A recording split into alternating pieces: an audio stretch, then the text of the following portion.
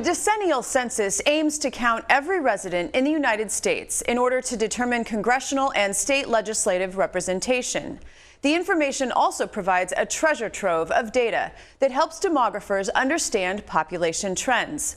Minnesota's state demographer Susan Brower joined me this week to talk about Minnesota's changing population. First, the big news: Minnesota will not lose congressional representation, but just barely. Meanwhile, other Midwestern states like Illinois and Michigan did. Across the nation, 6 states will gain seats because Texas gets 2, while 7 states lost seats in the census. Why was Minnesota able to hold on to all 8 of its congressional representatives? It's good to see you, Shannon. Thanks for having me. We had people who worked so hard on the census response in Minnesota, and we held on to that seat by just 26 people counted. Now, we needed to have the growth there in order for that counting to put us over the edge, but because we had such an organized group of people across the state who were invested in this count and who were working toward it for years before the census count, that's really what put us over the edge. So we owe it to all the people across the state who worked in their home communities to make sure people knew why the census was important, why you should fill it out, because Minnesotans did that.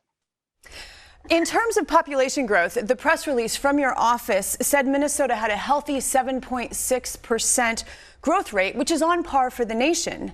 Many of our neighboring states, with the exception of North and South Dakota, did not match Minnesota's growth. In a presentation to the House Redistricting Committee, you said that growth is not guaranteed. What contributed to Minnesota's population growth?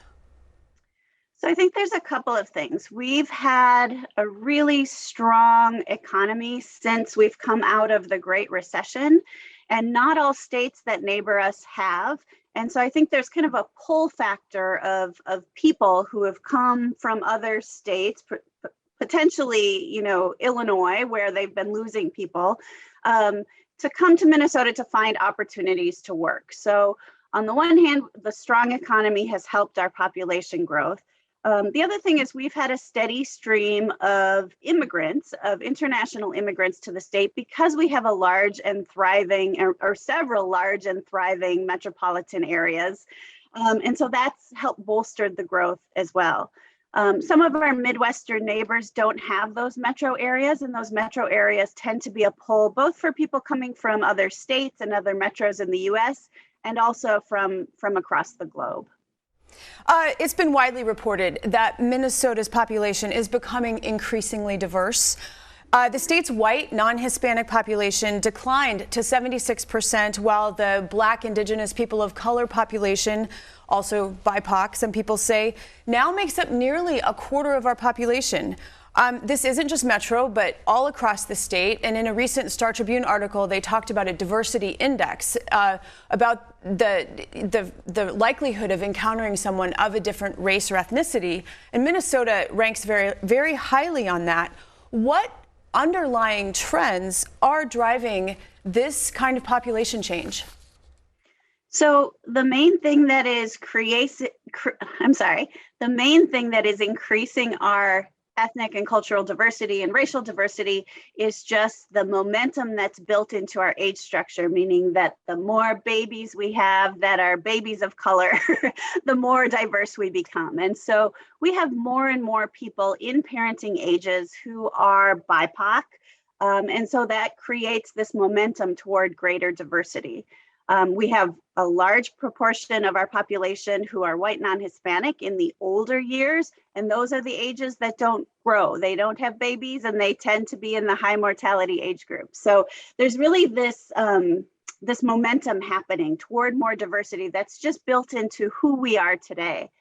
The other piece that increases diversity is migration. So international immigration in particular tends to increase racial and cultural diversity. And so those two things have kind of propelled us forward along this pathway. Now, correct me if I'm wrong, but I believe in this census, it was the first time that there was greater latitude for people to report on their ethnicity. which included then a very fast-growing category of multiracial.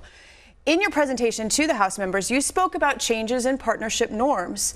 Anecdotally, I can attest just from my children's friends, the school friends, there are many multiracial, biracial friends, and you're talking about younger kids and all of that. So is it simply a matter of time before multiracial becomes one of the most common categories? Yeah, I mean, we're moving in that direction, and many demographers have kind of looked at the concept of race, and of course, it's a social construct, as we know. And as we move toward greater multiracial identities, the concept of race becomes less salient for a lot of folks. And kind of looking down the road, the question is, will race even be an important thing to measure once we have, a majority of people with multiracial identities? That's kind of the direction we seem to be going. But again, since it's a social construct, it will depend on kind of what happens around the concept of race in the coming decades. Interestingly, the population was stable across much of this state in Minnesota, with the exception of urban areas. And in fact, 78% of population growth was centered in the 7-county metro area. What does that tell you about the metro area, and what does that likely mean for redistricting? So the amount of growth in the metro area really picked up this decade. So we've always seen a lot of growth in metro areas, but this decade, that growth was supersized. It was just incredible, the amount of growth that we saw in the Twin Cities and some of our other metropolitan areas as well. And so if we look at the number of people who were added to Twin Cities metropolitan cities, counties, it gives us a really pretty clear idea that there will need to be more districts in that region, particularly the Twin Cities, although we saw growth in the Rochester area and the Mankato area as well. But when we're looking at redistricting, it really is going to have to accommodate that growth that happened in the Twin Cities, and particularly in Minneapolis and St. Paul, where the growth was the greatest. As a demographer, combing through such a wealth of information, both state and nationally, every time there's a census must just be very exciting. And I wonder at this point, as far as you've delved in thus far, what has been most interesting to you, or what are you most excited about?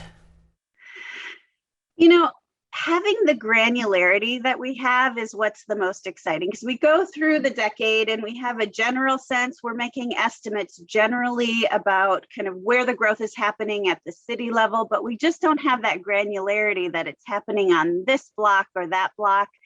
And so I think just to see the tremendous amount of growth in pockets of cities that's what we can look at now that we couldn't look at otherwise. And so for me, it's really nice to have that concrete granularity that we didn't have until now. And do you think some of this new information then, I assume it will impact your projections for the coming 10 years until we have a new census? Yeah, it will impact our projections, and it will also impact growth, because just as there is a momentum to growth in diversity, there's a momentum to growth in population overall.